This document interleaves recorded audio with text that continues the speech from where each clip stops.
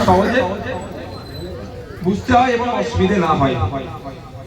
প্রথম পার্টটাকে আমি এরকম ভাঁজ করে নিয়েছি, এরকম ভাঁজ করে দিয়েছি।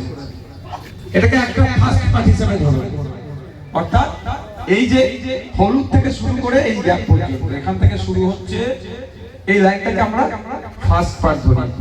এখানে এত লাইন ধরে ঘাবড়ে যাওয়ার কিছুই নাই। অলরেডি আপনার নাম প্রিন্ট হয়ে 1 নম্বর 2 নম্বর 3 নম্বর 4 নম্বর 5 নম্বর এগুলো অলরেডি প্রিন্ট হয়ে এসে গিয়েছে। এই যে এত বড় ঘর জায়গার মধ্যে মাত্র একটি কাজ কি, আপনার ডান দিকে একদম শেষে এক্সট্রিম রাইটে যেটা আছে সেটাকে একটা রিসেট পাসপোর্ট সাইজ ছবি দেবেন।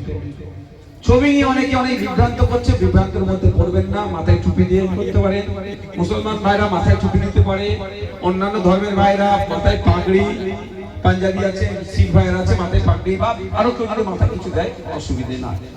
মুখে মধ্যে হিজাব পরে ফটো দেওয়া যাবে না, সম্পূর্ণ অসত্য কথা বলছে।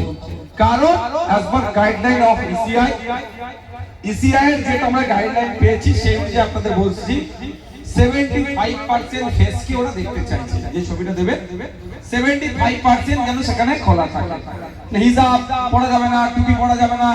কি বলে তোমার খ্রিস্টান মায়েরা, খ্রিস্টান সমাজে যারা ধর্মযাজক বিশেষ করে মহিলারাও দেবে হিজাবের মধ্যে তারা পড়ে, তারাও কি খুলে দেবে এরকম ব্যাপার নাই। আচ্ছা, এটা একটা পার্ট গেল। ফার্স্ট পার্ট আপনারা বুঝতে পারলেন। এবার কি আসবে সেকেন্ড পার্ট। কোনটা?